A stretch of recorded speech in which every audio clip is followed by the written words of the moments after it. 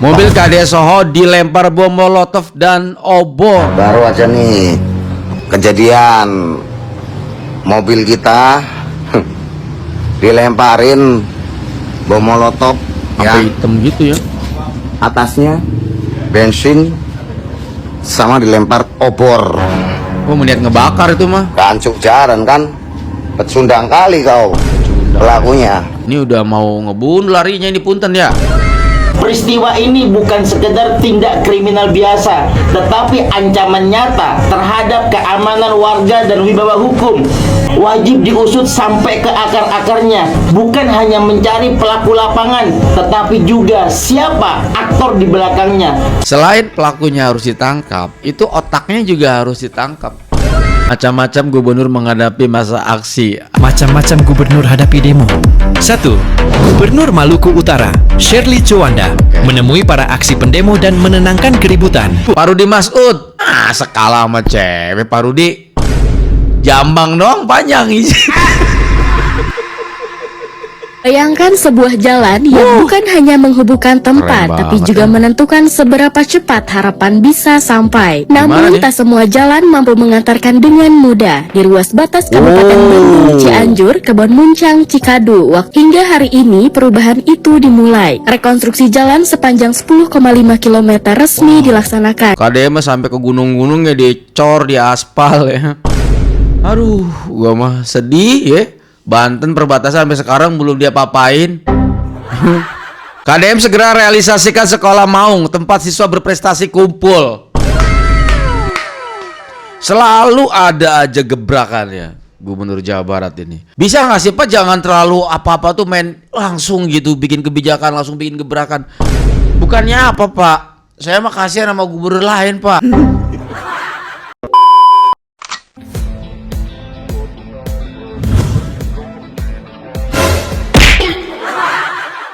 Halo guys, assalamualaikum warahmatullahi wabarakatuh. Selamat datang lagi semuanya para pemirsa yang budiman, yang cantik, yang ganteng, dan cetar membenol. Gimana kabar teman-teman ya? Semoga kalian tuh pada sehat-sehat dan semoga nih rezeki teman-teman selalu berjalan dengan lancar. Seperti biasa teman-teman, ada beberapa topik yang menarik yang mau kita bahas. Yang pertama nih ya, kita update ya di Jawa Barat kira-kira ada apa aja. Karena gue udah dengar Bapak Deddy Mulyadi bakal membuat sebuah kebijakan akan menciptakan sebuah sekolah khusus buat anak-anak yang punya prestasi yang sangat luar biasa di Jawa Barat. Terus berita hot yang kedua, ini lagi rame banget. Katanya gue denger rumah KD Soho di bom molotov. Ini gimana? Parah sih menurut gue. Lalu juga kita akan mengupdate terkait tentang masalah yang demo kemarin tuh. Katanya Gubernur Kaltim tuh ya nggak ngaku larangan media untuk meliput gitu ya. Aneh gitu. Langsung aja tanpa banyak basa-basi kita gas, kita menuju TKPN Play. Ini saya kedatangan Puja dan Sayid. Oh. Mereka meminta saya jadi saksi. Mau apa? Mau nih mau nikah. Mau nikah. Oh, ini kalau nggak salah temannya si Hasna itu ya? Tanggal 1 Mei jam 4 sore di Oh, ya. KUA Bale Endah. Ya, ini kan. Waduh, Cowoknya ganteng ayo. banget. Puja udah dapat jodoh. Kamu bagaimana? Tuh udah dapat cowok ganteng tuh. Aduh, ini atlet renang, ini atlet bulu tangkis. Oh, sama-sama atlet. Dan dia peraih medali emas bulu tangkis di kejuaraan ASEAN ya. Gila. Nah, untuk itu saya sampaikan pada semuanya, nikahlah di KUA. Ayo, yang belum nikah, ayo buruan nikah. Daripada celamitan lu pada.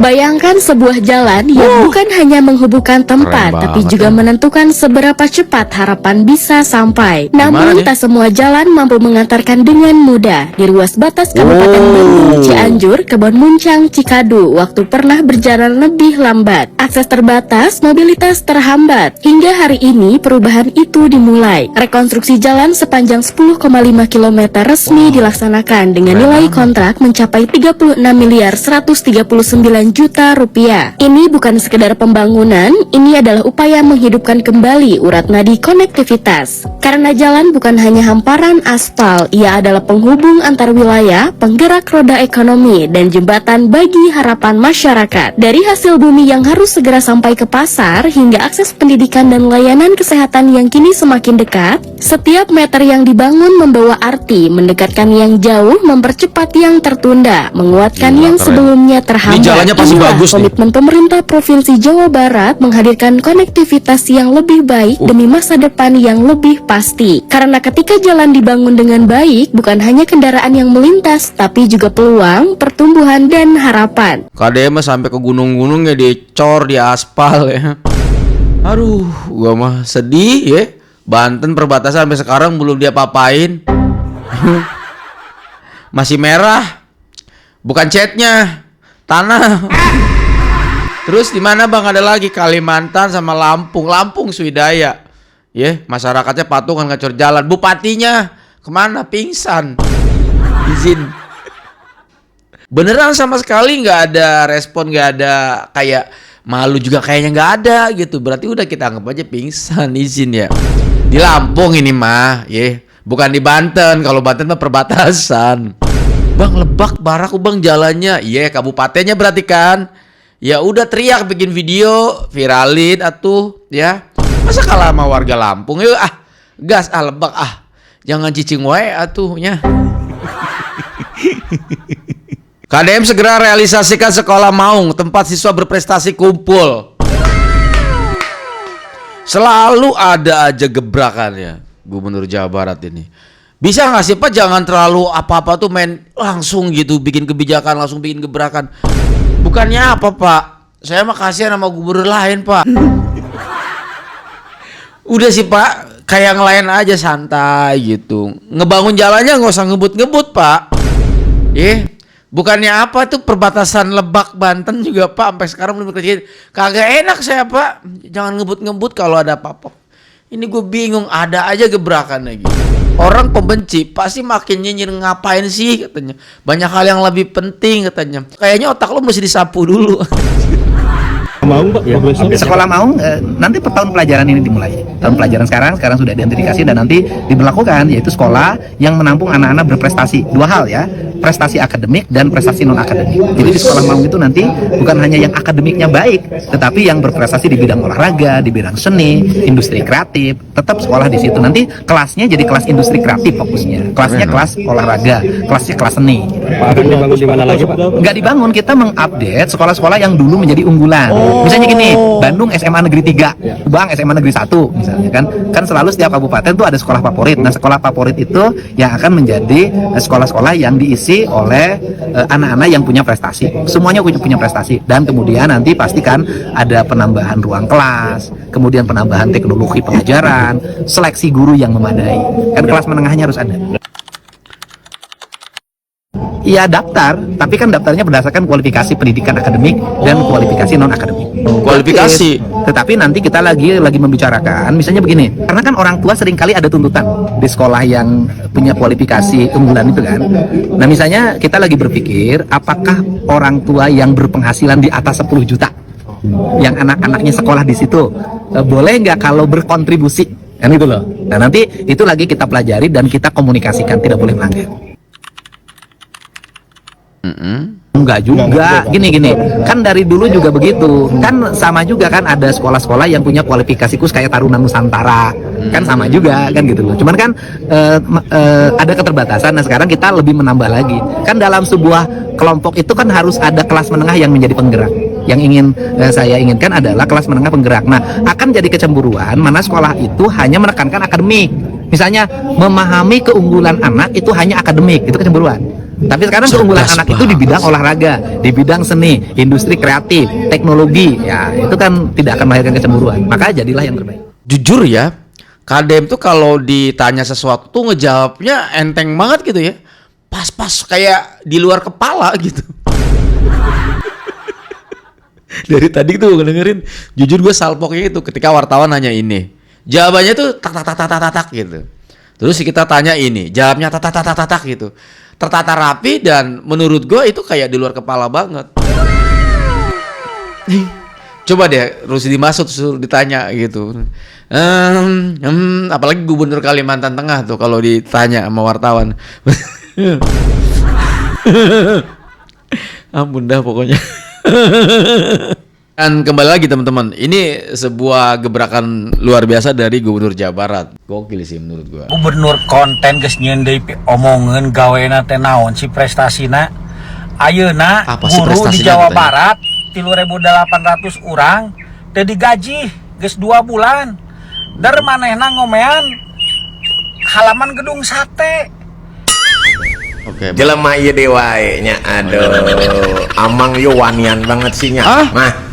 Mentang-mentang amang wow. Waduh, satu pakai baju partai merah, udah ya paham lah ya, oke. Ujung ieu wow ujung itu. Nya, mentang-mentang amang di Oh,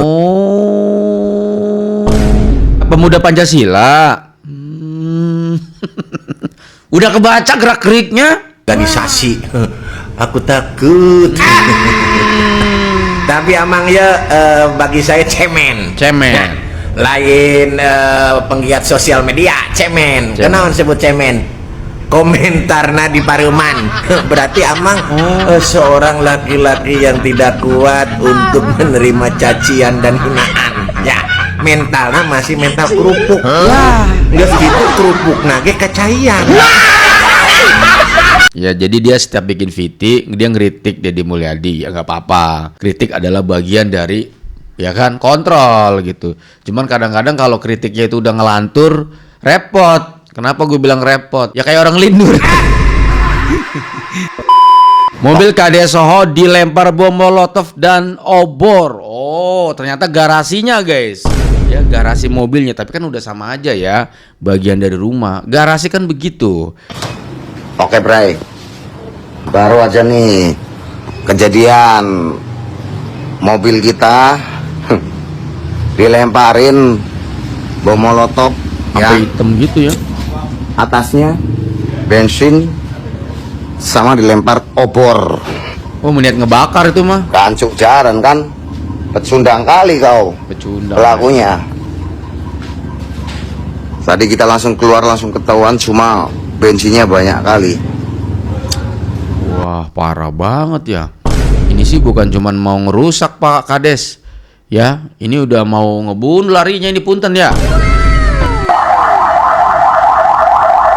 Oke.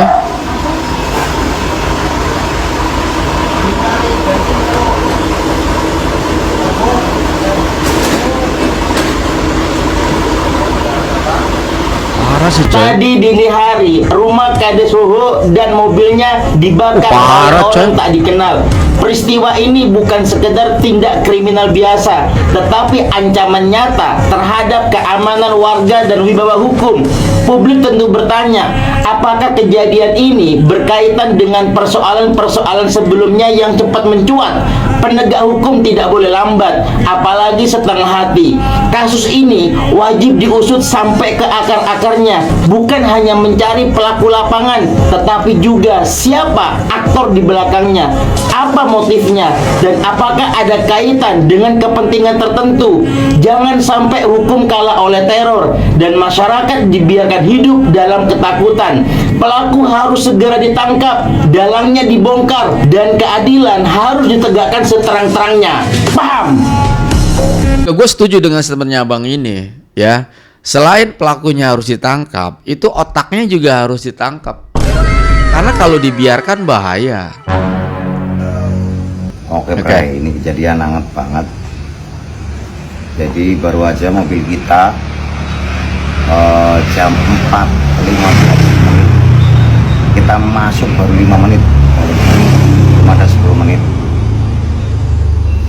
Ini bensin, minyak, nih ini bekas motornya. Oh, masuk ya. Ini pakai motor, pakai sepeda listrik, jadi dia nggak bunyi. Terus minyak udah cacar-cacar ke sini, dilemparnya dari sini ke sana, terus ada obornya dilempar molotov.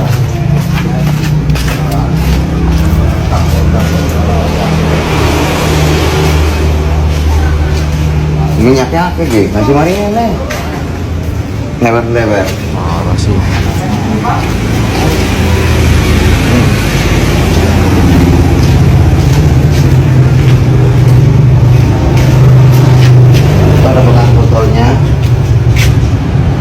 bensinnya tuh. Oke.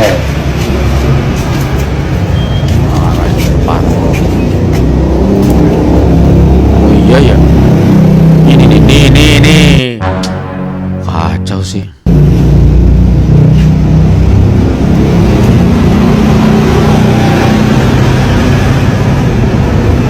Ini sih ancamannya sudah serius ya, bahkan mengancam nyawa Kades Soho dan keluarganya. Iyalah. Bayangkan mobil Kades Soho dibakar oleh orang tidak dikenal. Kondisi mobilnya terparkir di parkiran rumah. Gimana kalau misalkan rumahnya ikut terbakar? Itu yang ngeri. Oke, Bray. Baru aja nih kejadian mobil kita dilemparin bom molotov ya. Atasnya bensin sama dilempar obor. Kancuk jaran kan. Pecundang kali kau. Pecundang kali. Pelakunya. Tadi kita langsung keluar, langsung ketahuan, cuma bensinnya banyak kali. Apakah kejadian ini ya ada kaitannya dengan serangkaian kejadian yang dialami Kades Soho kemarin? Iya ya. Kades Soho diduga Mana-mana dikeroyok kan? massa. Sekarang mobilnya dibakar. Ini bukan lagi teror ya. Ini bahkan sudah Kriminalitas, mengancam nyawa Kades Soho dan keluarganya. Semoga nih aparat kepolisian secepatnya menangkap pelaku pembakaran mobil Kades Soho. Ya, bongkarlah siapa dalangnya, siapa pelakunya, apa motifnya. Heran aing mah nya Kades anu gawena bener, aya we anu Iya. teresepeun. Aduh, mudah-mudahan ini Kades Soho diberikan perlindungan ya oleh Allah Subhanahu wa taala. Dan kejadian-kejadian seperti ini atau seperti kemarin-kemarin tidak kejadian lagi nih. Sehat terus. Saya teruslah buat Bapak Kades Soho, kata Kang Ame ya, termasuk dari gue juga gitu. Memang nggak ngerti ya di Konoha itu, kalau misalnya ada pejabat ya, perangkat desa dan apalah gitu ya teman-teman ya, yang kerjanya bener justru malah bukan intimidasi lagi nih mah. Ya bukan pembakaran biasa nih, larinya udah nyawa pembunuhan juga gitu. Cuman gue yakin banget sih opini-opini liar para netizen pasti kemana-mana. Ya terkait tentang kasus kemarin yang rame kan ya. Kemana-mana mas. Sing sabar Pak Kades. Diteror bom molotov jam 4 pagi 23 April tahun 2026. Ini bensinnya sampai sini coy. Jadi dilemparnya lewat sebelah. Nih kopong semua.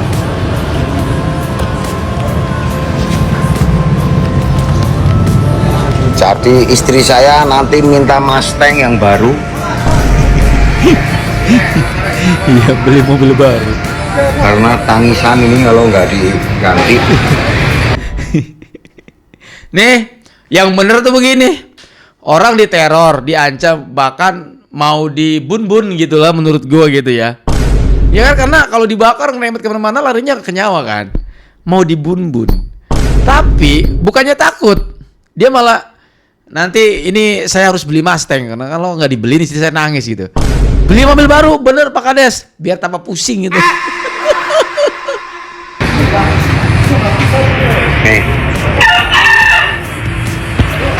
Nih tempot. Bakarlah Pak Kades namanya itu mah udah.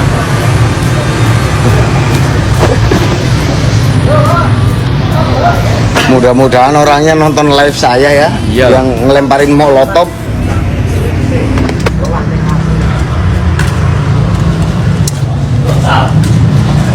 Status lo ya. Halo? Status lo jangan masuk oleh selain WhatsApp. Oh ya. Ya, ini status Medan ya. Nggih.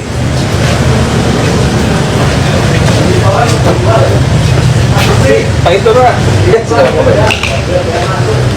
Selesai. Enggak punten Pak Kades, emang di rumahnya nggak pakai CCTV?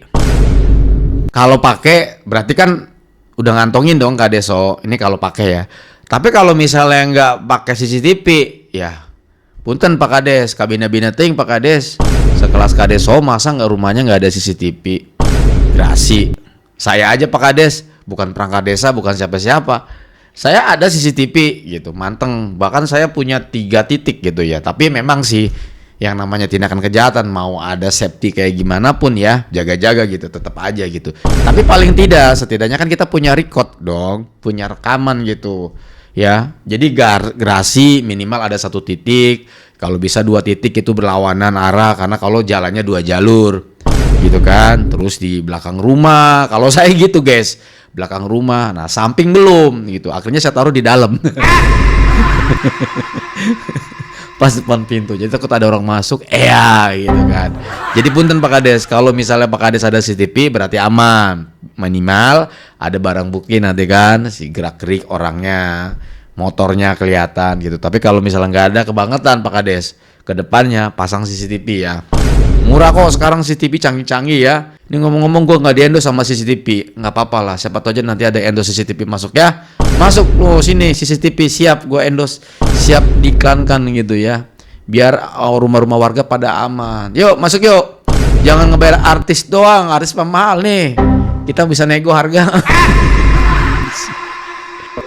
Pantas aja warga mengamuk karena inilah daftar kontroversi dari Gubernur Kalimantan Timur. Mulai dari dinasti politik, pengadaan mobil 8,5 miliar, renovasi 25 miliar, hingga pengekangan kebebasan pers. Parahnya, saat aspirasi disampaikan, Gubernur Kaltim tidak ada di tempat. Dan bahkan sampai membuat video beberapa waktu lalu dan sampaikan terima kasih. Waduh, gimana tuh? Jadi pada tanggal 21 April kemarin, sekitar 7.000 massa yang tergabung dalam Aliansi Perjuangan Masyarakat Kalimantan Timur turun ke jalan di Samarinda. Jadi mereka tuh memadati area DPRD dan kantor gubernur. Tuntutan mereka jelas, yaitu audit menyeluruh anggaran pemerintah provinsi, penghentian praktik KKN, dan mendesak DPRD menjalankan fungsi pengawasannya. Kenapa mereka marah? Karena di tengah kondisi ekonomi masyarakat yang sulit, Gubernur Rudi Mas'ud justru menganggarkan 8,5 miliar untuk mobil dinas, 25 miliar untuk renovasi rumah jabatan, belum lagi isu dinasti politik, di mana keluarga Mas'ud menduduki banyak posisi strategis mulai dari wali kota Balikpapan, mantan Bupati Penajam Pasir Utara, anggota DPR RI, bahkan ketua DPRD Kaltim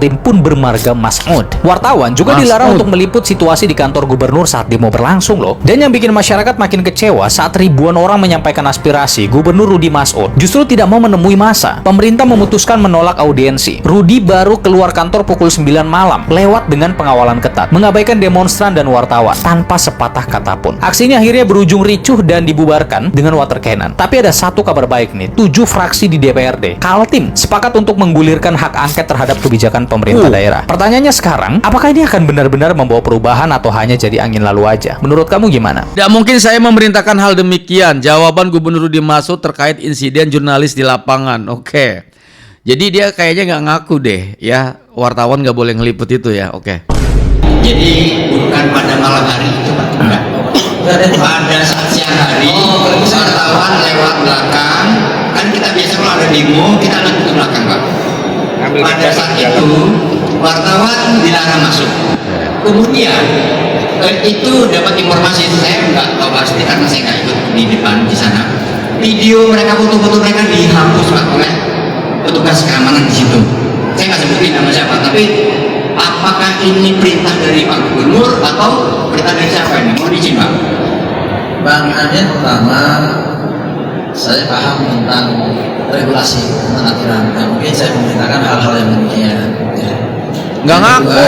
Mungkin itu adalah tindakan-tindakan preventif dari teman di lapangan. Karena nggak ngaku dia. Memang tempat itu bahasa itu adalah area yang sangat steril. Untuk melepaskan yang namanya kawat pagar berduri itu, saya rasa perlu cukup waktu 1 jam saja untuk menggeser atau menggulung kawat kawat buri itu. Tapi perlu waktu 1 periode untuk memulihkan apabila terjadi hal-hal yang tidak diinginkan. Berkaitan dengan yang disampaikan, saya tidak lama itu pada saat itu keamanan semua diambil alih oleh pihak keamanan. Kan ngelempar ke pihak keamanan. Siapa di situ? Setahu gue keamanan di situ yang menjaga demo kemarin adalah pihak kepolisian. Larinya kalau udah begini, Pak Rudi Mas'ud melemparkan ke pihak kepolisian bahwa saya tidak menginstruksikan terkait tentang adanya pelarangan ya para wartawan untuk meliput terkait masalah demo kemarin. Padahal sudah jelas-jelas videonya ada, dia nggak ngaku. Dia bilang semuanya sudah diserahkan ke pihak keamanan. Yang jadi pertanyaan gue, sekali lagi gue ulang-ulang nih ngomong, yang ngamanin demo kemarin siapa? Kalau bukan pihak kepolisian. Tandanya dilemparin ke pihak kepolisian. Punten ya, ini menurut opini gue ketika gue ngelihat video ini. Renov rumah dinas habisin 25 miliar. Gubernur Kaltim biar nggak nginep di hotel. Bapak kamu, ya nginep di situ nah. Itu nah cocok buat kamu nah. Nah, ya tidur nah. Mau sampai pisang gitu nah.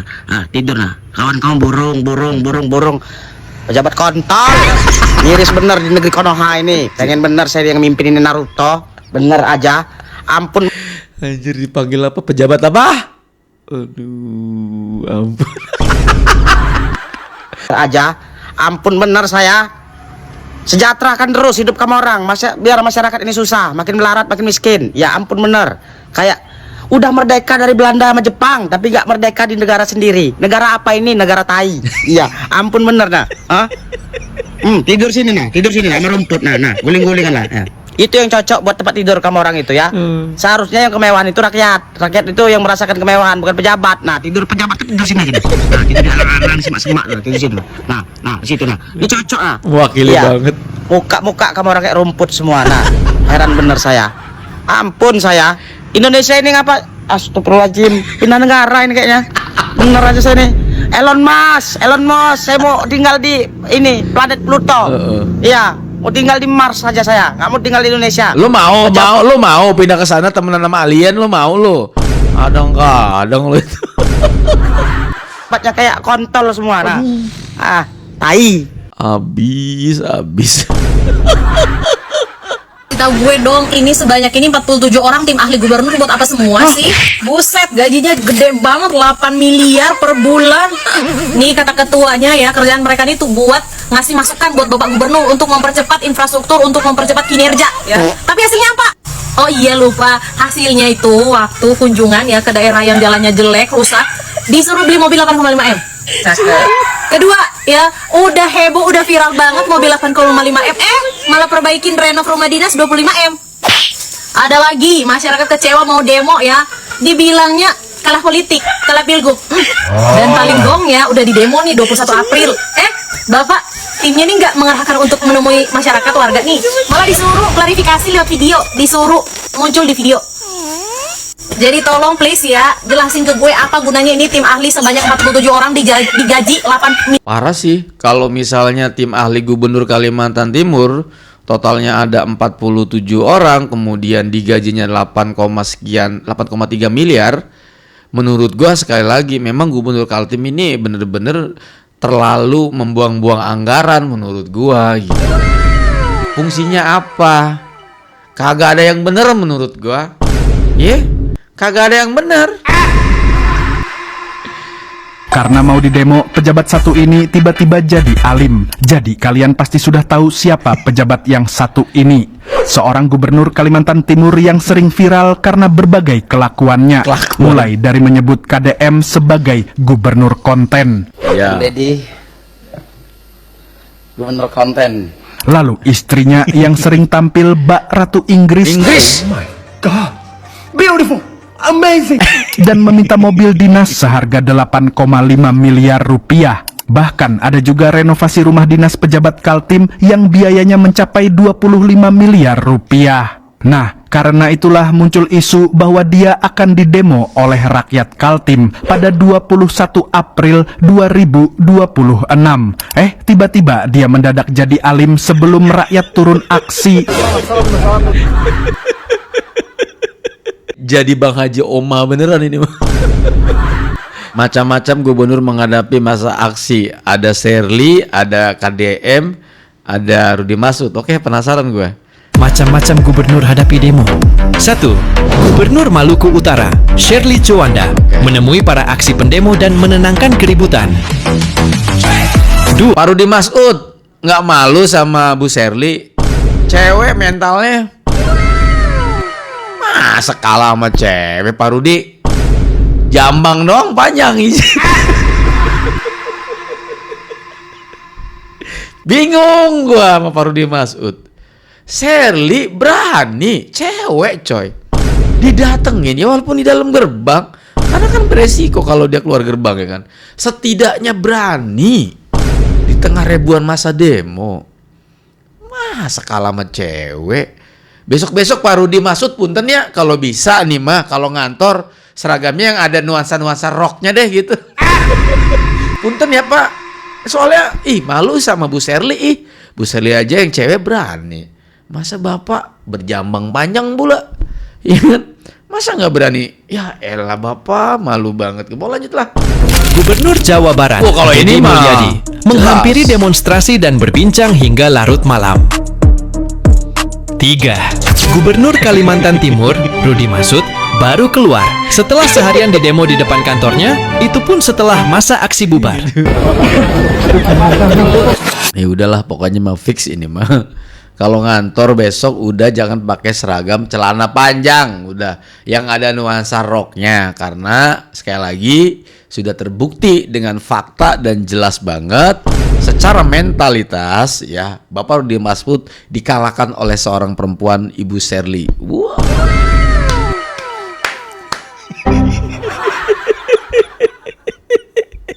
Satu video terakhir ini dari Kalimantan Barat ya, abang kita ini, karena gue kasihan banget jalan di tempat dia, parah banget coy.